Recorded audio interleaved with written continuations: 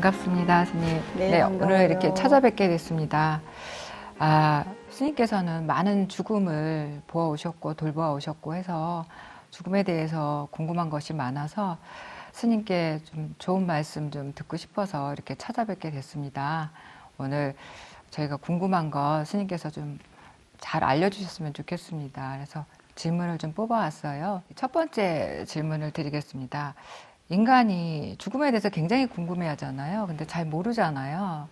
그래서 인류사라는 것이 어쩌면은 죽음에 대해서 어떤 탐구하는 과정이 아니었나 싶기도 해요. 뭐 과학, 뭐 예술, 문학, 뭐 종교, 의학까지. 근데 죽음에 대해서 사실은 명확하게 아는 사람이 거의 없다고 봐요. 제가 볼 때는요.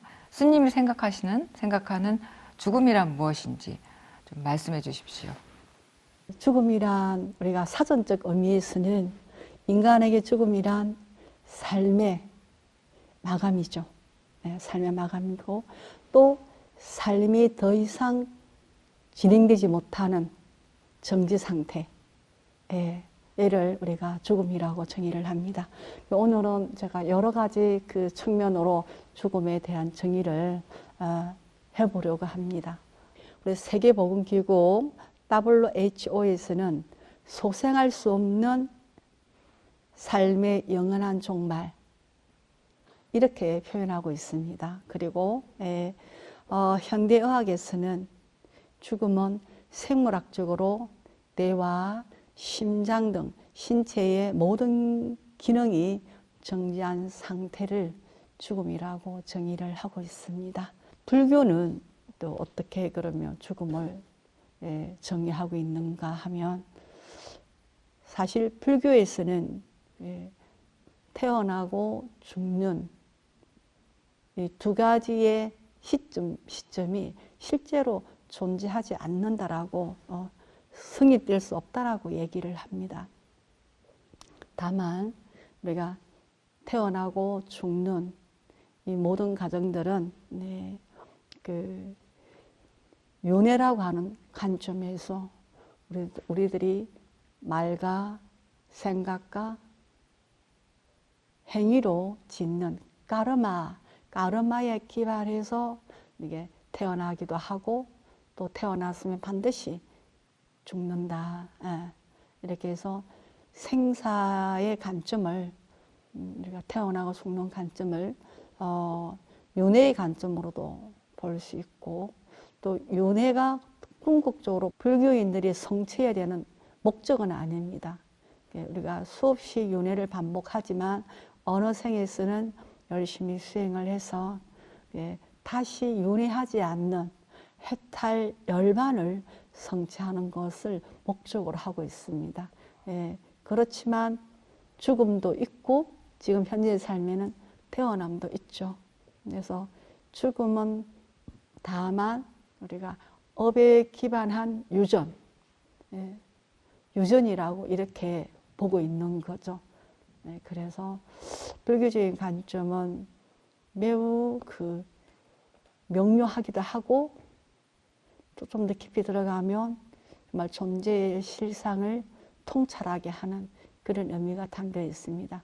다만 업에 기반해서 유전할 뿐이지 생사는 존재하지 않는다. 이렇게 불교는 죽음에 대한 관점, 삶에 대한 관점을 이렇게 보고 있는 거죠. 생과 사, 죽음과 삶, 태어남과 우리가 소멸, 이 부분에 대해서 이것은 매우 자연스러운 자연의 순환의 이치이다. 생겨난 것은 소멸하게 돼 있다. 이런 관점으로 이제 보기도 하고, 그 다음에는 이제 우리가 그리스도교는 아무래도 이 죽음의 문제를 예수님의 피를 흘리심, 우리는 천국이라는 나라에 가서 또 다른 생을 영위하게 된다. 그래서 영생이라는 희망을 제공하게 되죠.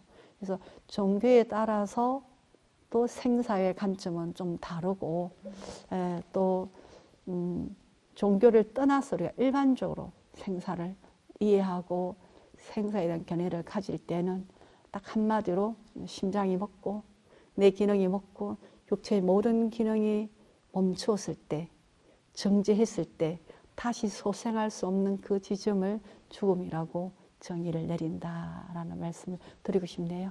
다른 종교까지 또 말씀해 주시니까 네, 비교해서 이해가 좀 잘 되는 것 같습니다. 스님께서는 정말 한 30년 넘게 죽음을 지켜와 보셨잖아요. 죽어가는 이들의 마지막 길을 이렇게 배웅해 오셨는데 죽음에도 단계가 있다 이런 말씀을 하셨는데 저희는 좀 이해가 안 되거든요. 죽음의 단계가 어떻게 진행이 되는지 좀 말씀해 주세요. 그러니까 조금 전에 우리가 이 육체가 생물학적으로 죽음에 이르는 것은 심장이 멎고 내 기능이 다 멈추고 몸의 모든 기능이 정지했을 때 우리는 이 정지가 더 이상 다시 회복될 수 없는 상황을 죽음이라고 정의한다라고 했잖아요. 그 이 죽음의 이 정지에 가닿기 위한 그 이전의 과정이 있는 거예요. 물론 뭐 사고사나 또 갑자기 죽음을 맞이할 때는 그런 과정이 없을 수도 있지만 보편적으로 자연사를 하거나 병사를 하게 될 때는 그 죽어가는 과정이 있죠. 그래서 죽어감, 죽음 이렇게 분류를 하는데 죽어감의 과정은 죽음을 향해서 임종을 향해서 나아가는 첫걸음이 되는 거죠. 우리는 계속 죽어왔지만 죽음을 향해 달려왔지만 여기서부터는 본격적으로 죽음 앞에 대면하는 여정이 있는 겁니다. 첫 번째가 이제 우리가 특히 질병으로 이렇게 떠나가시는 분들의 모습을 보면 우리 몸은 지수하풍 4대로 구성이 되었다고 합니다. 그러면 지대는 뭔가 하면 우리의 몸을 구성하고 있는 근육입니다. 근육. 살과 근육, 피부 조직이 지대에 해당하는데 임종에 입문을 하게 되면 이 피부 조직의 힘이 이렇게 점차적으로 파괴되면서 피부가 힘이 없어지죠. 그래서 피부를 이렇게 당기면 피부가 이렇게 쭉 날려 올라오고 피부를 놓으면 피부가 천천히 자기 자리로 돌아가죠. 이 지대가 근육이 힘을 잃어버리는 단계를 지대가 무너진다라고 이렇게 표현합니다. 근데 지대가 무너지는 시점은 사람마다 다릅니다. 어떤 사람은 한 달, 보름, 열흘 이렇게 그 사람의 그 어떤 상황에 따라서 지대가 무너지는 기간도 각각 다르게 일어나고요. 지대가 무너짐에 따라서 바로 이어지는 게 수대입니다. 수대. 우리 몸 안에 섬에 들어있는 물의 기운이 마르기 시작합니다. 그 물의 기운이 마르는 것을 우리가 어떻게 확인할 수 있는가 하면 일단 눈 동자가 잘 이렇게 눈을 감았다 떴다 하기가 좀 힘들어지고 그 다음에 혀가 마르고 입 안이 건조해지면서 우리가 언어를 마음대로 구사하는 게 쉽지가 않아요. 그 다음에 피부가 까실까실해지고 그 다음 이 코 밑이나 눈 밑에 이마에 땀이 조금 송글송글 맺히는데 그 땀을 이렇게 찍어서 이렇게 만져보면 땀이 약간 미끌미끌해요. 그래서 그런 상황이 발생하면 우리 몸에서 수대가 무너지는구나 이렇게 저희가 이해합니다. 그 수대가 무너지기 시작하면 보통 우리가 임종 예우를 일주일 안에 임종을 하겠구나 이렇게 그동안의 임상을 경험으로 했을 때 그렇게 이제 생각하게 되고요.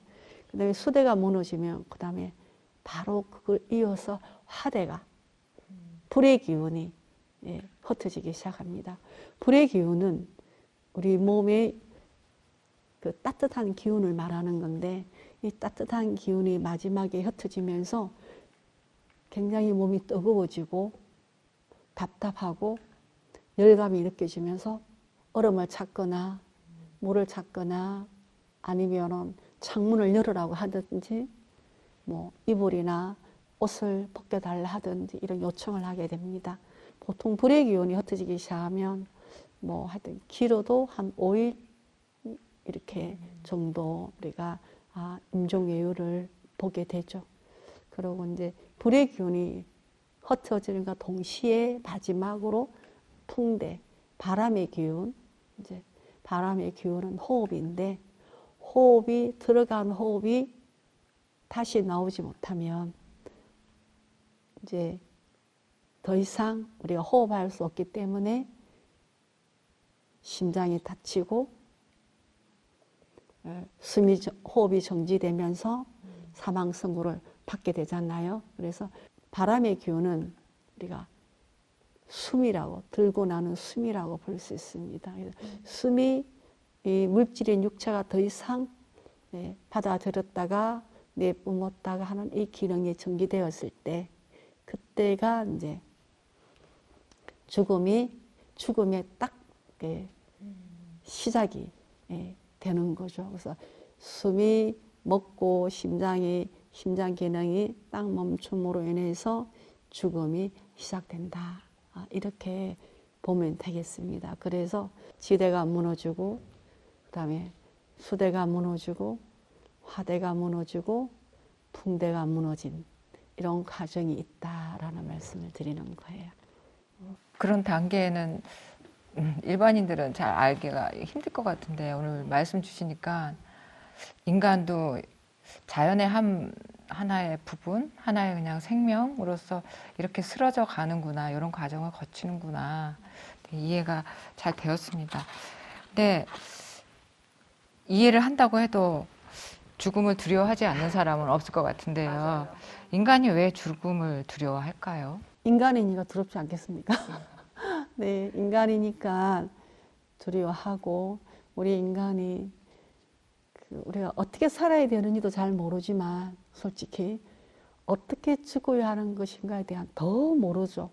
모르기 때문에 불안하고 두렵고 무섭고 저는 그런 거라고 생각을 합니다. 왜냐하면 그동안에 수없이 봐왔던 수많은 사람들의 죽음에서 과연 이 자기가 죽어가는 과정 안에 이 죽음을 흔쾌히 받아들이고 기뻐하고 그 죽음을 내가 죽는 것에 대해서 환영하는, 기뻐하는, 좋아하는 사람은 그렇게 많이 있지 않았기 때문에 그 사람 몇몇 사람을 제외하고는 다 무섭고 두렵고 긴장되고 공포스럽고 그렇다라는 거죠. 그래서 왜 우리는 무엇 때문에 죽음을 두려워할까? 이렇게 보면 죽음에 대한 정의가 우리가 앞서서 참 다양했죠. 종교별로 다르고 또 문화에 따라 다르고 뭐 국가에 따라도 다를 것이고 다양한 측면의 그 정의가 있는 것처럼 죽음을 받아들이거나 죽음을 맞게 되는 사람들의 그런 어떤 심리적인 요인, 정신적인 요인도 다 다를 수 있기 때문에 그 죽음 앞에서 그들이 개인적으로 느끼는 공포, 불안, 두려움, 무서움, 뭐 이런 느낌들은 그 강도의 차이가 아마 다 다를 겁니다. 또 그런 것만 있는 게 아니라 우리가 저항, 불신, 그 다음에 원망, 또 감정인 측면들 다양한 감정이 일어나기 때문에 이 모든 것들이 불안을 조성하고 두려움을 확대하는 요인으로 작용하기 때문에 왜 이렇게 우리는 두려워하는가? 나라는 존재가 이 세상에서 영원히 제거되고 완벽하게 사라지기 때문에 이 사라짐에 대한 대응이나 대책이나 대안이 없기 때문에 여기에 이것에 대해서 더 우리는 불안해하고 두려워하고 혼란과 혼돈으로 공포심이 확장이 되고 그런 것 같습니다. 그러면은 어떻게 해야 우리가 이렇게 일어나는 불안과 두려움 조금이라도 완화하고 좀 줄여서 좀 더 영적으로 좋은 환경에서 죽음을 맞이할 수 있을 것인가? 이거 아마 누구든지 다 갖게 되는 원문이면서 바람일 수 있을 것 같습니다.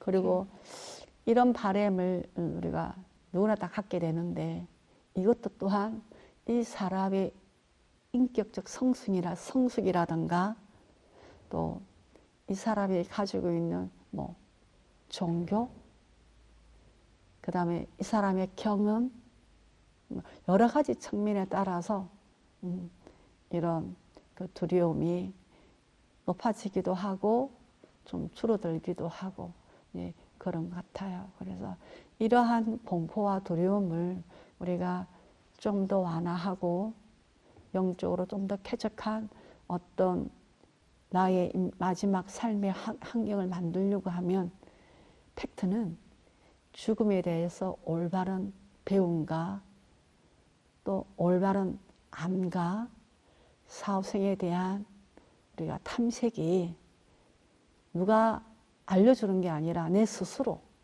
다양한 정보망을 통해서 공부를 하고 그런 탐색을 하는 노력이 주어졌을 때 우리는 이 죽음이라고 하는 이 대사건과 절대적인 사건과 마주했을 때 공포라든지 두려움이라든지 죽음을 거부하는 이 저항감 이런 것들이 현저하게 줄어들 거라는 생각을 해보고 실제로 우리 임상회에서 그런 분들을 만날 때 이렇게 준비되어진 사람과 준비가 전혀 되어 있지 못한 사람이 경험하는 그 두려움의 척도, 공포의 척도, 그다음에 저항의 척도는 정말 현저하게 다르게 나타나기 때문에 제가 이런 이야기를 여러분들에게 해드릴 수 있는 거예요. 그 다음에 저도 굉장히 궁금해서 그러면 어떻게 하면 이 죽음에 대한 두려움을 없앨 수 있을까요? 그 방법이 있을까요? 했더니 지금 말씀을 주신 것 같아요. 이게 언젠가는 뭐 죽을 수도 있겠지, 언젠가 죽겠지가 아니라 사실 언제 죽을지 모르잖아. 언제든지 죽을 수 있는 거고 사실 오늘 하루를 살았다는 건 그만큼 죽음에 한 발 더 다가갔다는 것일 수도 있고요. 근데도 생각을 안 하고 살거든요. 사실은 영원히 살 것처럼. 근데 공부를 해야 된다는 걸 알려고 노력해야 된다는 것, 어떤 성찰하려고 하는 것들, 노력들 그런 게 필요하다는 생각이 듭니다. 우리 지구상에는 그 1200년 전에 티베트에서 활동하셨던 그 파드마삼마바라고 하는 스님께서 그 사자에서 그러니까 죽은 이를 안내하는 죽은 이를 이렇게 안내하면 돼라고 하는 그 죽은 이를 위한 안내서 사자의 수를 그분이 조수를 하셔가지고 이 세상에 남겨놓으셨습니다. 근데 이 그 사자의 수는 사실 전 세계인들이 종교를 떠나서 나의 사후생에 대한 탐구의 용도로 그 사자의 수를 많이 활용하는 거예요. 아, 이렇게 되는 거구나. 이렇게 될 수도 있겠구나. 이런 상황이 일어나겠구나 하는 아이디어 아니면 정보, 지식 이런 것을 사자의 수를 통해서 많은 사람들이 도움을 받고 있다는 얘기를 제가 들은 적이 있습니다. 사실 저도 사자의 수에 대해서 많은 영감을 얻고 사자의 수가 사후생을 안내하는데 많은 도움을 주고 있죠. 그래서 이 방송을 보는 여러분들께서도 우리나라에 한국어로 번역되어진 사자의 수가 여러 건 있습니다. 나는 뭐 불교인데 나는 뭐 천주교인데 이런 종교에 얽매이지 말고 나 자신을 위한 나의 사후의 생을 내가 어떻게 헤쳐나가야 하는지에 대한 정보, 아이디어, 지식을 그 책을 통해서 여러분도 공부를 좀 해보시기를 추천드립니다. 스님께서는 이렇게 죽음에 대한 공부가 필요하다, 알아야 된다라고 말씀을 하셨어요. 그래서 제대로 알고 준비해야 된다라고 말씀을 하셨는데, 그렇다면 준비 없이, 죽음에 대한 준비 없이, 사후 생에 대한 어떤 알미 없이 죽는 것, 죽음과 그 이후에 어떤 이 여정이 어떻게 되는지 궁금하거든요. 이 사제병은 어찌 보면 우리 불교계에 정말 하나밖에 없는 호스피스 전문 병원이라고 할 수 있습니다. 전 오늘도 새벽 4시에 나와서 임종을 준비하시는 분에게 한 1시간 반 정도 같이 이야기를 나누었고, 바로 그 문제가 여기에 있는 거예요. 그래서 지금 보니까 우리 선생님께서 아무런 준비 없이 죽음을 맞이하면 뭐 어떻게 됩니까? 뭐 이런 질문이잖아요. 그죠?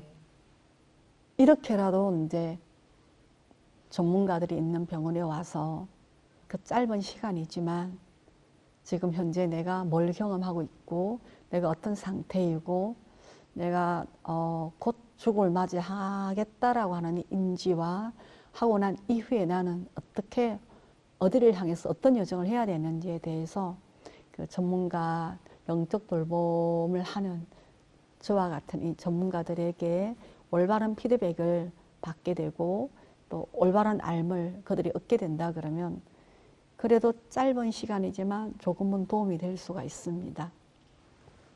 그래서 그저께 같은 경우에는 환자가 너무 불안한 거예요. 왜냐하면 암 진단을 받은 지 한 달 반 만에 임종을 하게 되니까 가족도 본인도 전혀 수술하고 회복하고 항암하고 한 달 반 동안에 그런 일들이 일어났기 때문에 죽음을 생각해 볼 여지가 없었던 거죠.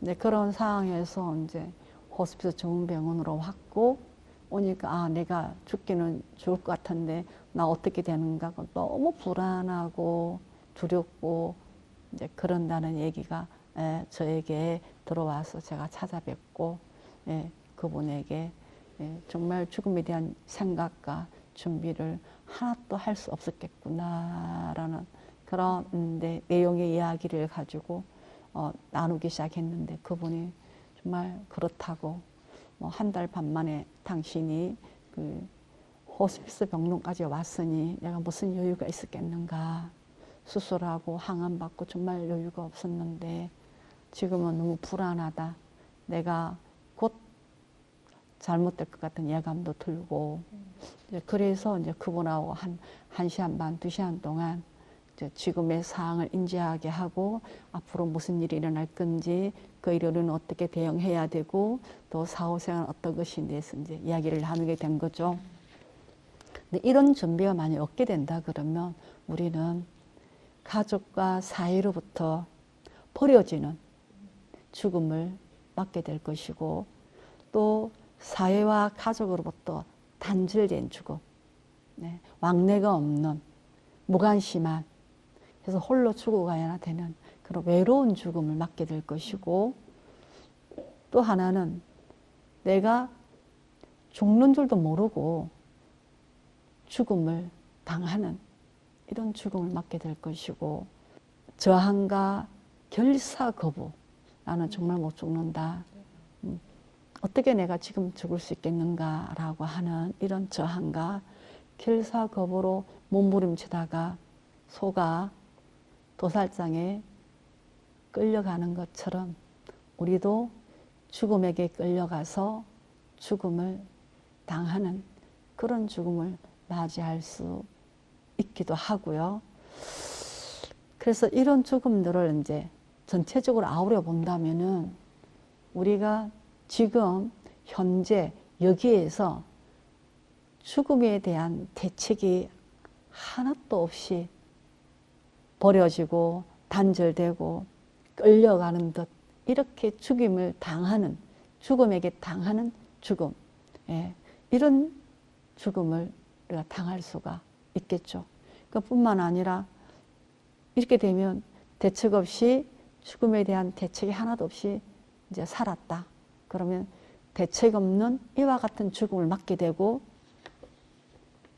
또 이 대책 없는 죽음이 죽음 이후에 대책이 없는 또 어떤 상황을 만들어낼 거라는 거죠. 그러면 또 대책 없는 어떤 상황 속에서 흘러가야 되는 이런 상황이 반복적으로 일어나게 되겠죠.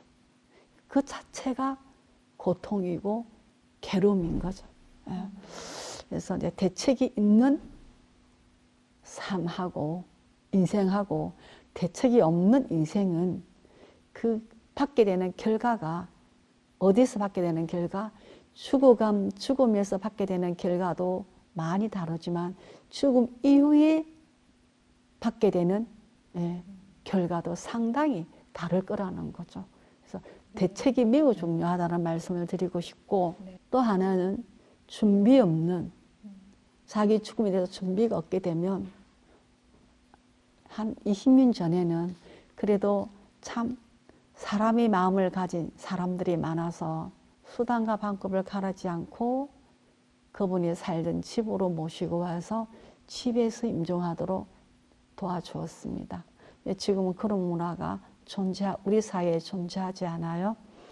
지금은 주로 뭐 응급실에서, 아니면 중환자실에서, 아니면 앰뷸런스를 타고 병원으로 달려가다가, 아니면 요양원에서, 기타 등등 어디에 있은가, 집을 떠난 어디에 있은가 해서 그냥 그렇게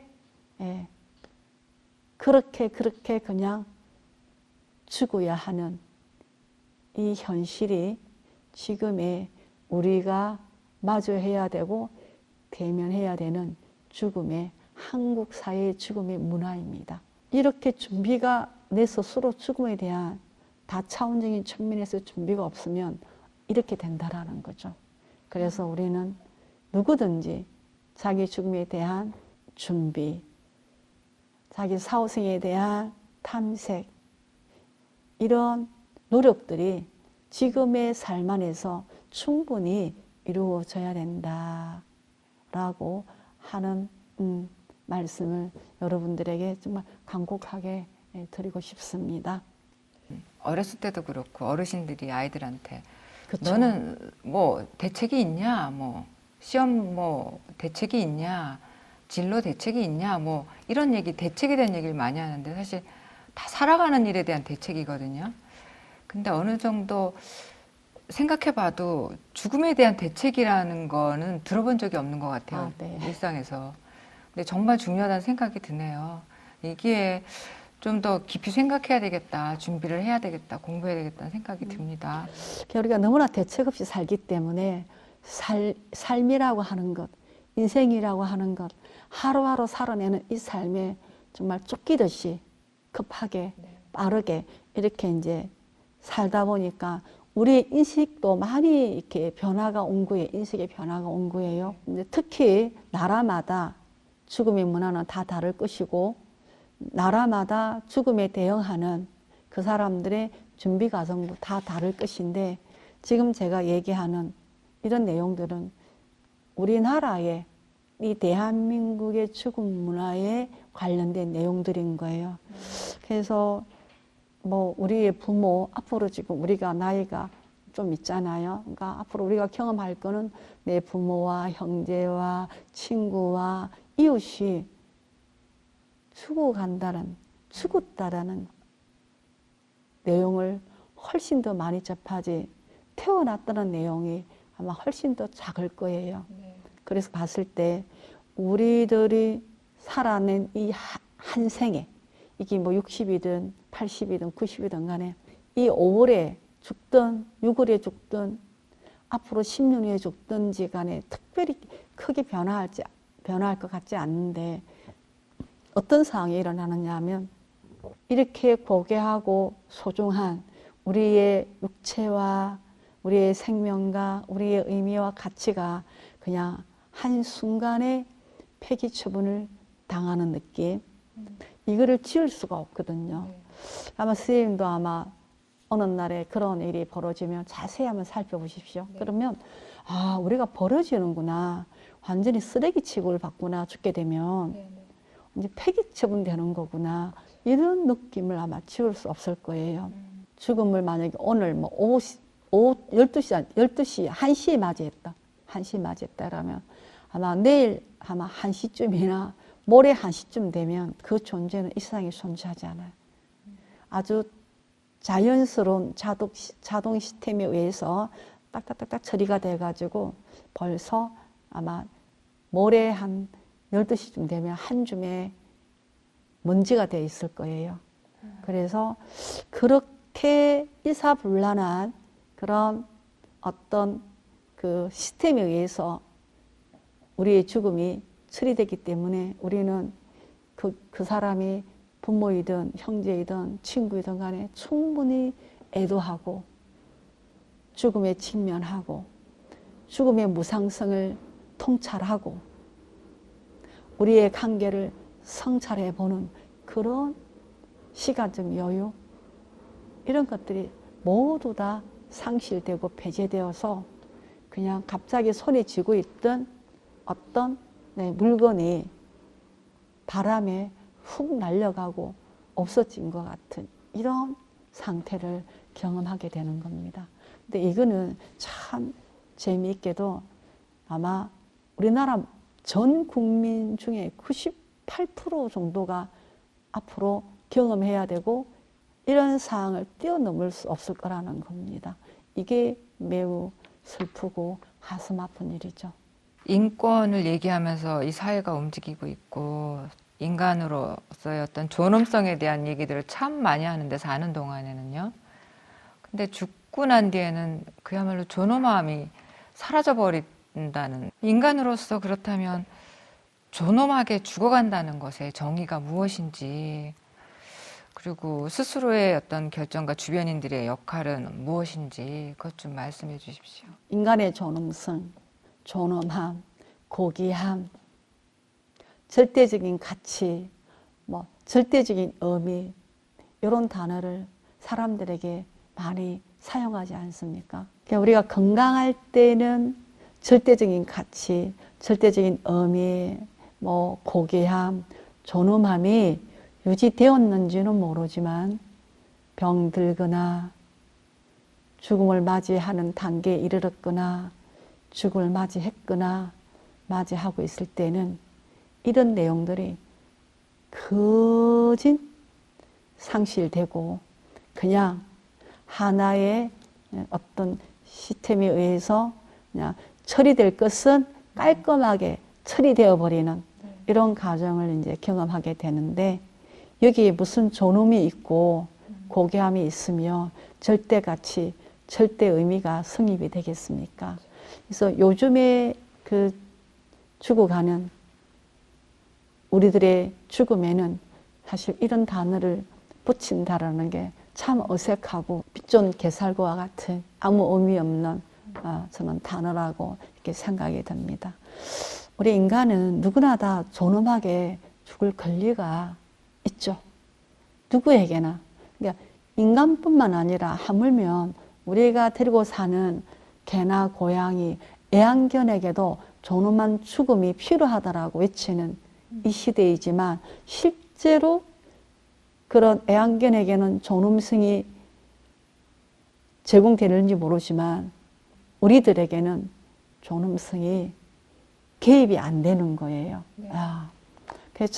그게 정말 너무나 모순적이고 이성적인 상황이지만 그게 현실입니다. 누구나 이 존엄하게 죽을 권리가 있고 또 우리는 우리 스스로가 좋은 환경에서 좋은 케어를 받고 좋은 돌봄을 받고 또 좋은 의료적 서비스를 받으면서 고통과 괴로움을 최대한 줄이고 완화하고 또 여러 가지 증상들도 최대한 줄이고 완화하여 죽음의 존엄성을, 죽음의 쾌적한 환경을 조성할 책임도 우리에게 있고 권리도 우리에게 있습니다. 이 모든 것들이 나에게 주어져 있죠. 근데 우리는 내 스스로도 그런 권리를 찾지 못하고 또 타인에게도 그런 권리를 충분히 활용하도록 우리가 배려하지 못하고 있는 이 사회에 살고 있습니다. 인간의 존엄성은 삶에도 포함되어 있고 죽음에도 포함되어 누구에게나 보편적이고 절대적으로 보장되어야 하는 가치입니다. 뿐만 아니라 이 가치는 우리나라 대한민국의 민주주의의 첫 출발이고 민주주의 국가가 추구하는 궁극적인 목적이기도 합니다. 뭐가요? 인간의 존엄성이. 예. 근데 인간의 존엄성의 근거는 이렇게 중요한 인간의 존엄성의 근거는 무엇이냐 그러면 이것은 사람다운 삶, 사람다운 죽음이 핵심 관점이다. 인간다운 인간의 존엄성은 인간의 도덕적 본성에 기반해야 된다고 저는 그렇게 생각을 합니다. 진정으로 사람다운 삶은 인륜, 선생님 인륜 아시죠? 네. 네. 인륜을 실천하는, 인륜을 지켜내는 삶이어야 한다. 이래야지만이 인간의 존엄성은 누구나 평등하게 부여되고 인간의 존엄성이 자기 스스로도 충분히 그 가치를 활용할 수가 있게 된다라는 거죠. 그래서 인륜이 상실되지 않는 우리 사회에 한 사람의 일생을 마감짓고 떠나가는 이 마당에 우리는 매우 아름다운 배웅을 또 아름다운 작별을 존엄하게 할 수 있으려면 우리는 매우 사람다운 사람의 마음을 가져야 하고 그 마음을 잘 실천해야 된다. 우리가 알피다에게는 뭐 몇 가지 모르는데 스님께서는 많이 보아오셨으니까 죽으면 어떤 종류가 있는지요? 죽음의 종류가 네. 그 사항마다 다 이름이 있긴 한데요. 그걸 포괄하고 총체적으로 포괄해서 우리는 뭐 일단은 자연사, 연세가 많이 들어서 자연스럽게 떠나가는 죽음을 자연사라 하지 않습니까? 자연사. 그 다음에는 혼자 살다가 혼자 죽어가고 혼자 죽은 죽음을 고독사라 하죠. 고독사. 질병으로 떠나가는 병사. 네, 뭐 사고사, 돌연사. 그 다음에 뭐 자살. 이런 여러 가지 다양한 죽음의 이름이 있습니다.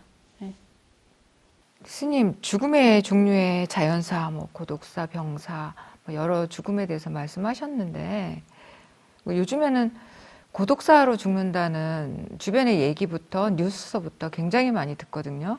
실제로 독거로 사는 싱글이 굉장히 많은 세상이 됐고, 그렇다면 이 고독사들은 대체적으로 죽음에 대한 준비 없이 혼자서 쓸쓸하게 그렇게 죽어갈 텐데, 그리고 또 죽은 시신도 뭐 한 달, 두 달 막 정말 주변에서 집에서 냄새가 나서 따고 들어갔더니 그렇더라. 그런 정말 처참하잖아요. 그런 죽음은 정말 전 궁금하거든요. 그렇게 죽으면 어떻게 되나요? 저도 얼마 전에 그런 소식을 한번 접했는데 그분이 죽은 지가 한 4개월 됐다 합니다. 아파트에서 돌아가셨는데 아무도 찾는 이도 없고 누가 찾아보지도 않아서 이미 냄새가 너무 많이 나서 문을 따고 열어보니까 이미 시신이 엄청나게 부패가 생겨서 그냥 형체를 찾아볼 수가 없었다. 겨울이라서 보일러를 켜놓은 상태에서 이렇게 임종을 했기 때문에 빨리 부패가 일어나서 형체를 살 수 없고 물이 줄줄줄 흘러나와서 복도까지, 아파트 복도까지 흘러나왔을 때 사람들이 이게 뭐야, 이게 무슨 냄새야 이래가지고 이제 이 냄새 나는 집을 추적하다가 그 독거사를 발견한 거예요. 아마 그분은 쓸쓸하다고 생각지도 못하고 아마 죽음을 맞이했겠죠. 근데 이게 요즘 사회에 독거사가 점차적으로 증가되고 있지 않습니까? 근데 그것은 그 혼자 사는 사람이 그만큼 많아졌다는 얘기죠. 저는 참 이기적인 삶이다.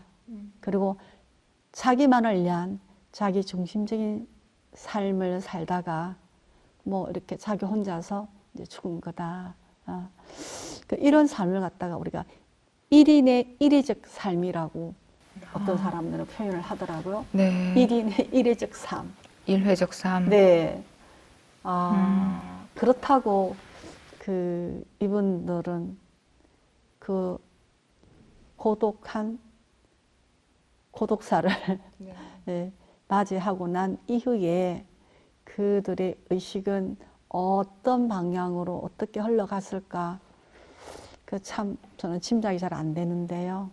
아마 그 사람이 짓고 지어놓은 업에 기반하여 그 업의 힘에 의해서 흘러가지 않았을까요? 이렇게 죽음에 대해서 쭉 공부를 하다가 알아보다가 죽음이 진행되는 기간, 범위가 있는지 그걸 어떻게 놓고 봐야 되는지도 궁금했거든요. 네, 말씀 좀 해주세요. 그래, 우리는 그냥 피상적으로 일상적으로 말하기를 뭐 임종을 했다, 그분이 죽었다, 그분이 영원히 떠나갔다, 떠났다, 뭐 다양한 단어를 쓰고 있는데 거기에서 우리가 가장 많이 쓰는 단어는 죽었다, 그죠? 죽음을 맞이하였다라는 단어를 많이 쓰죠. 그러니까 이 죽음이라고 하는 것이 진행되는 그 어떤 한정된 기간이 있는가, 아니면 계속 죽으면 계속 진행되는 것인가, 이런 이제 궁금한 내용들을 사람들이 물어보기는 해요. 그래서 제가 죽음, 어디서 어디까지를 죽음이라 할 것인가, 저도 그것에 대해서 탐색해보지 않을 수 없잖아요. 탐색해 봤을 때, 이건 이제 불교적인 관점에서 탐색을 해 봤을 때, 심장이 멎고, 호흡이 멎고, 육체의 모든 기능이 다 정지된, 그래서 의사가 이분은 임종을 맞이했습니다 라고 사망 선고를 하는 시점부터 3일 반 내지 4일, 그 사이를 우리가 죽음이 진행되는 과정이라고 봐도 될 것 같습니다. 왜 그런가 하면 임종을 맞이한 그분은 이 육체가 이게 꽃이라면, 이 꽃처럼 육체가 꽃이라면 우리의 의식은 이 꽃과 결속되어 있는 향기와 같은 거예요. 그래서 물질이 떨어지고 나면 향기는 떠나게 되잖아요. 근데 그러면 몸이 죽음을 맞이하고 나면, 몸의 모든 기능이 정지되고 나면 이 의식은 몸을 떠나게 되는 거예요. 이렇게 몸을 떠나서 다음 단계로 이동을 하게 되는 그 지점, 몸에서 의식이 떠나서 다음 단계로 이동을 하게 되는 그 시점이 죽음이 진행되는 시작과 종료되는 시점으로 보는 거예요. 그래서 임종에서 3일 반 내지 4일을 우리가 죽음의 과정이라고 한정을 짓는 거죠. 이걸 임종 바로도라 하거든요. 이거를 죽음의 기간. 임종 바로도. 임종 바로도 죽음의 기간이고, 이 기간에 딱 3일 반 4일이 되었다. 그러면 그때부터는 말 그대로 죽음 바로도에 들어가는 거예요.